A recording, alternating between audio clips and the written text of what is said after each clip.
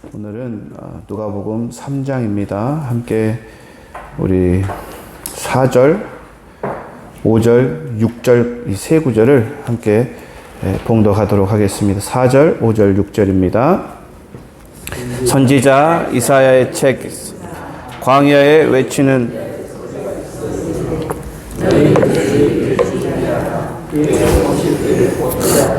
모든 골짜기가 메워지고 모든 산과 작은 산이 낮아지고 굽은 것이 곧아지고 험한 길이 평탄하여질 것이요 모든 육체가 하나님의 구원하심을 보리라 함과 같으니라. 아멘. 누가는 역사적 배경을 잘 기록했습니다. 1절에 디베리오 황제가 나오지요. 이제 시간이 좀 지났습니다. 우리가 어제 이 소년 예수가 12세가 되어서 성전에 가서 성인식을 하지 않았습니까? 이제 시간이 한 8년 정도 이렇게 지나고 나서 로마의 두 번째 황제인 디베리오, 이게 티베리우스 많이 좀 들어보셨을 겁니다. 이 황제가 이제 통치하는 그 시절, 로마는 굉장히 멀죠. 그래서 우리가 이렇게 총독을 보냈습니다. 원래 그 지역에 대왕이 있었는데 너무 못해서 총독을 파견한 그 총독의 이름이 바로 본디오 빌라도입니다.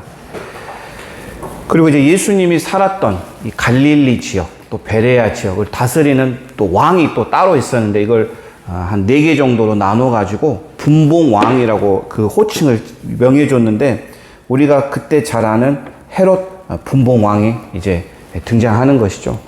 예수님 어린 시절에 호적하러 갔을 때 다 죽여라! 이 동방박사 만난 왕이 헤롯 대왕이고요. 그의 아들, 또 그의 또 아들 해가지고 지금 현재 이 헤롯 안티파스라고 하는 왕이 이 갈릴리 지역을 담당하고 있었어요.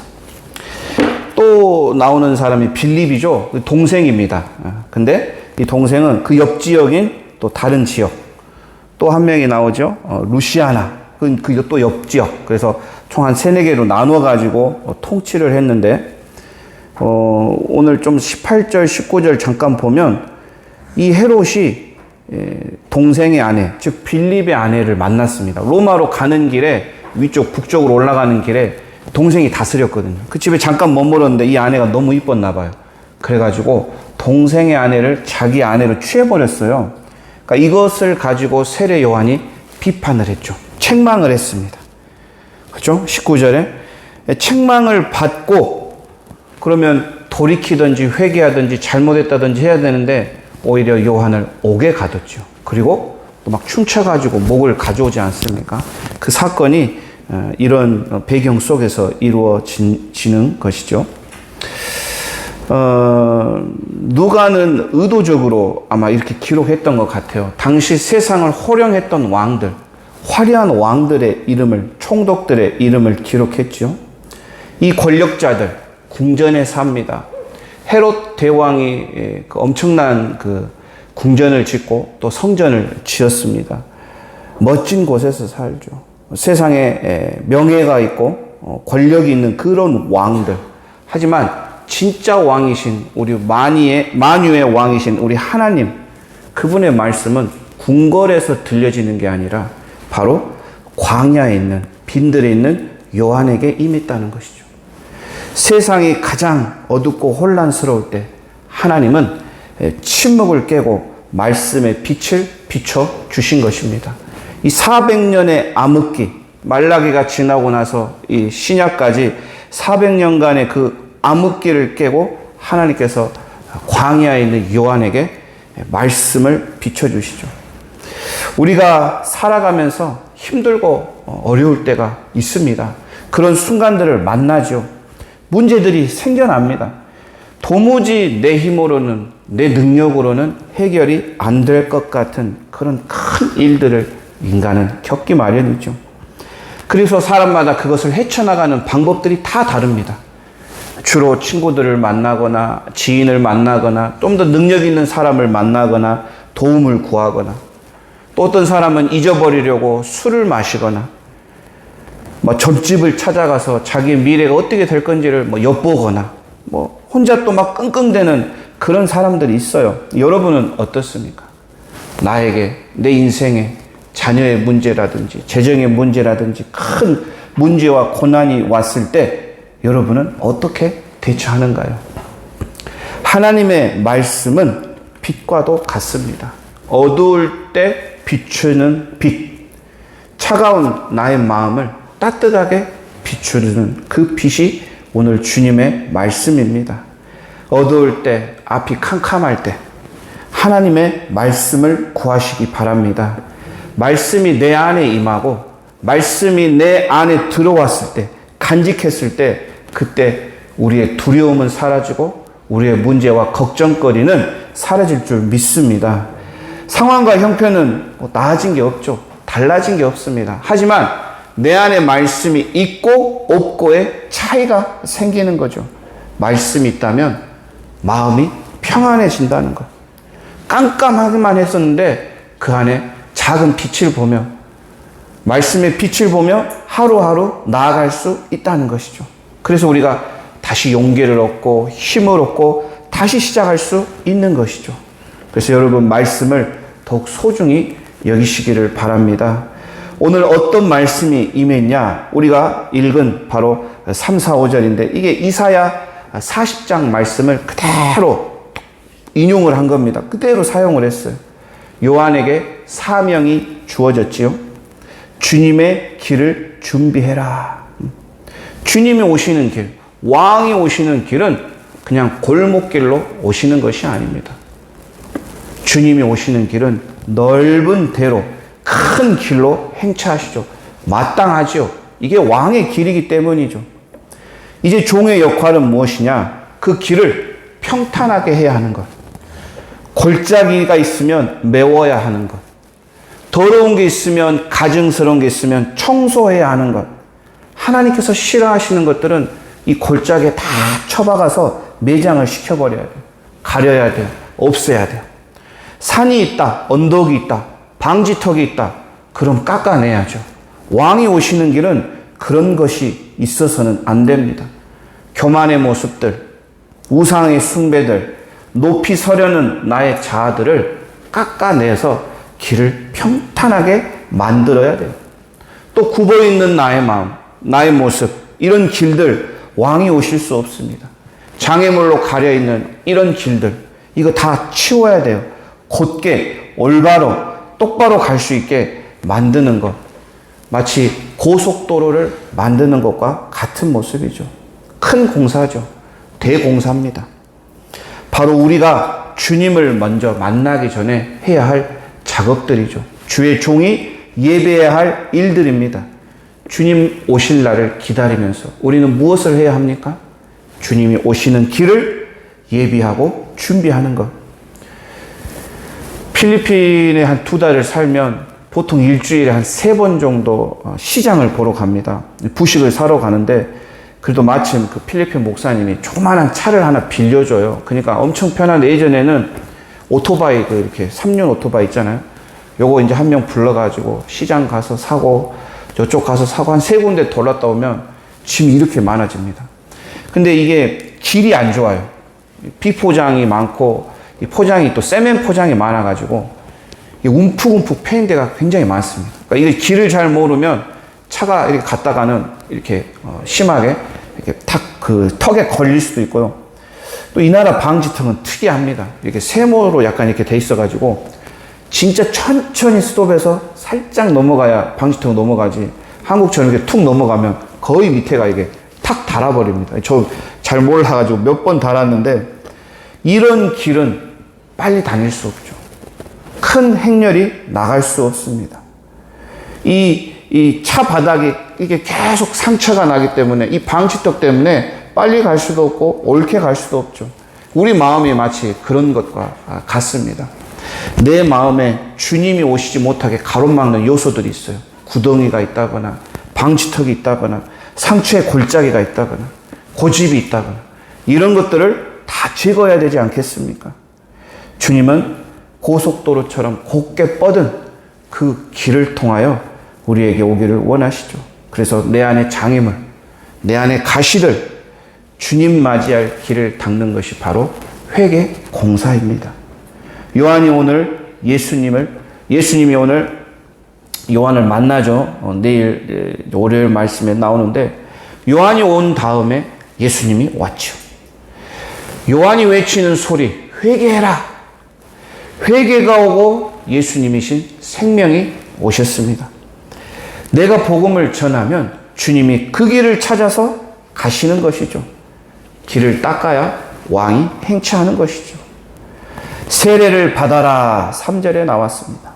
8절에도 3절에 회개의 세례를 받아라. 침례인데 이제 이전 성경은 세례로 나왔거든요. 3절에 죄사함 받게 하는 회개의 침례를 받아라. 또 8절에 회개에 합당한 열매를 맺어라. 이렇게 외치고 있습니다. 세례하는, 세례, 회개, 죄사함 매우 밀접한 단어들입니다. 회개가 무엇입니까? 우리의 죄를 고백하는 것이죠. 죄에 대해서 돌아서는 것.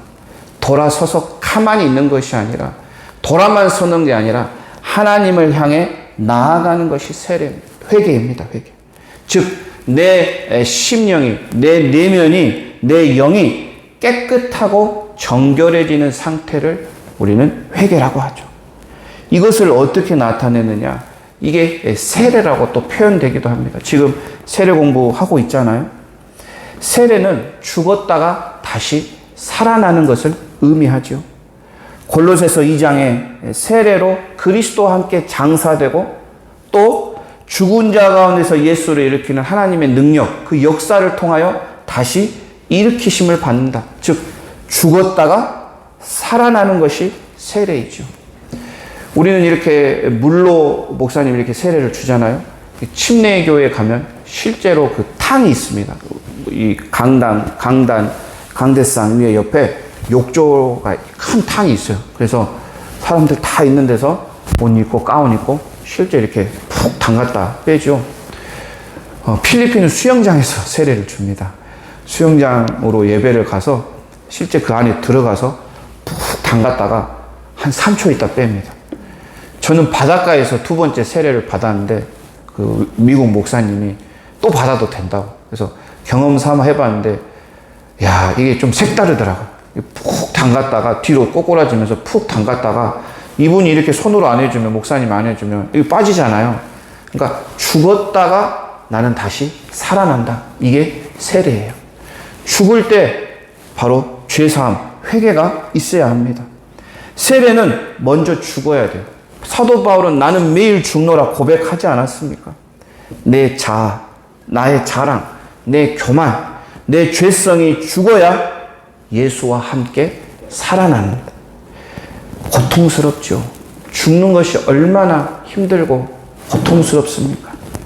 내가 좋아하는 것들을 포기해야 되고, 내가 즐기는 것들을 다 내려놔야 되고, 이 재미와 쾌락, 이 세상 것들을 다 끊어내야 되는데 이게 쉽겠습니까? 엄청 고통스럽죠. 그래서 세례 요한은 크게 외치는 겁니다. 회개해라. 돌아와라. 천국이 가까웠다. 여러분, 축구 경기를 하는데 이제 상대편 골대를 향하여 축구를 하지 않습니까? 공을 차고 공격수들이 막 이쪽으로 가고 또 수비하려면 이쪽으로 오고 왔다 갔다 하는데 어떤 공격수가 상대 골대가 아닌 자기 골대로 간다고 생각을 해 보십시오. 그럼 어떤 일이 벌어지겠습니까? 감독이 막 가가지고 야, 돌아가 거기 아니야. 관중들이 막 하겠죠. 마치 그런 겁니다. 회개라는 것은 자기 골대로 몰고 가는 그 선수, 그 공을 몰고 가는 그 선수가 감독의 호통, 관중의 소리를 듣고 반대편으로 획 돌아서는 것이 회개죠. 돌아서는 게 끝난 게 아니라 이제 자기의 골대로, 상대방의 골대를 향하여 가는 것이 회개입니다. 회개에 합당한 열매를 맺어라. 이 말에 무리들이 질문을 합니다. 우리가 그럼 어떻게 해야 합니까? 회개는 깨닫고 끝나는 것이 아니다. 뉘우치고 끝나는 것이 아니다. 아, 내가 죄인이구나 고백하고 끝나는 것이 아니다. 기도했다고 끝나는 게 아니라 삶의 변화가 있어야 한다는 말입니다. 있는 것을 나눠주고 빼앗지 않고 강탈하지 않고 회개가 삶에서 드러나야 한다는 것이죠. 이런 가르침, 이런 교훈을 주는 사람이 바로 우리의 구원자 메시아가 아닐까 사람들은 궁금해하지만 요한은 자신을 최대한 낮추죠. 나는 물론 너희에게 세례를 주지만 이 뒤에 오실 분 예수님은 불과 성령으로 여러분에게 세례를 베풀 것입니다. 물로 깨끗이 씻지요. 하지만 물로 씻지 못하는 것들이 있습니다. 불이 무엇입니까? 불필요한 것들을 태우죠. 무가치한 것들을 제거하죠. 귀중한 것, 금을 넣으면 금이 녹지 않습니까? 불순물을 다 뺍니다. 이 불이 더러운 것들을 다 태워버리죠. 예수가 불로 세례를 베풀 때, 즉 성령이 우리에게 임할 때 이런 일들이 일어납니다. 우리의 죄성이 완전히 끊어지죠. 옛사람이 제거되는 이 놀라운 일들이 바로 성령을 통해 일어나는 것이죠. 더러운 것 물로 씻으면 없어집니다. 지워집니다. 그러나 눈에 안 보이는 더러운 것이 있습니다. 우리 내면 안에 있는 더러운 것, 박혀있는 이 더러운 것은 물로 아무리 씻어도 씻어지지가 않죠. 그래서 금을 재련할 때 불로 완전히 녹여가지고 더러운 것들을 다 제거하는 것처럼 이 성령의 불이 우리 안에 와서 우리의 모든 더러운 것들, 정말 그 지독한 죄성들을 완전히 녹여가지고 나를 새롭게 만드는 것.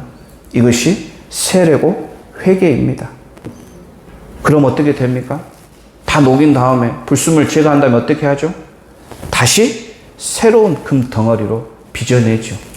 그 틀에 부으면은 다시 새 것이 되지 않습니까? 옛 것이 사라져야 새 것이 되는 것입니다. 옛 사람은 이제 그리스도와 함께 십자가에 못 박으십시오.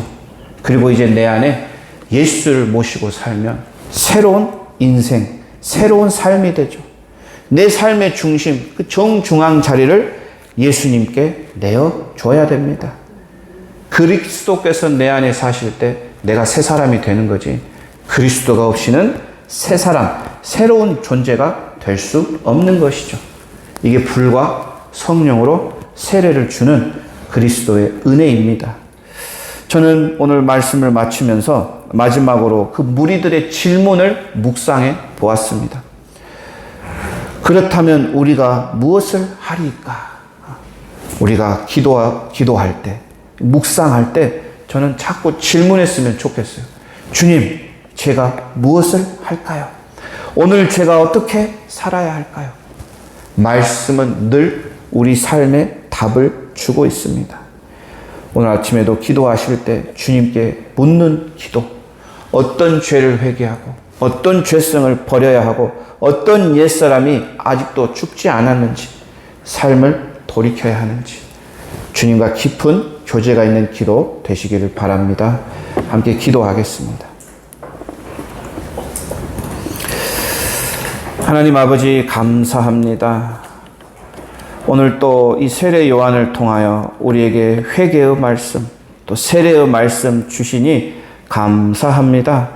빈들에서 말씀을 받은 요한처럼 우리가 힘들고 어려운 시절에 말씀 받기를 원합니다. 주님의 말씀이 나에게 매일 임하는 놀라운 은혜를 우리 모두 경험하기를 원합니다. 이 말씀을 통하여 내가 하루하루 최선을 다하고 성실하게 살아갈 때 주 예수 그리스도께서 성령으로 역사하여 주시옵소서. 특별히 오늘 나의 더러운 것이 무엇인지, 내가 회개해야 할 것들, 내가 돌이켜야 할 것들, 회개의 열매를 맺어야 할 것들이 무엇인지 점검하기를 원합니다. 내 안 깊숙한 곳에서 이 중심의 자리, 중앙의 자리에 우리 주 예수 그리스도를 모셔드립니다. 모든 더러운 불순물은, 더러운 장애물은, 더러운 가시와 상처들은 다 깨끗이 씻어주시고 불로 없애주시고 오직 새로운 삶, 새로운 은혜, 새로운 생명이신 예수 그리스도께서 저를 지배하시고 다스려 주시옵소서. 불과 성령으로 우리에게 세례를 베푸신 주님을 찬양합니다. 오늘도 드려지는 예물이 있습니다. 주님 기쁘게 받아주시고 이 예물을 통하여 주님의 나라가, 주님의 일꾼들이 세워지게 하시고 또 우리 자녀들이 복에 복을 받게 하여 주시옵소서. 감사드리며 살아계신 예수님의 이름으로 기도드립니다. 아멘.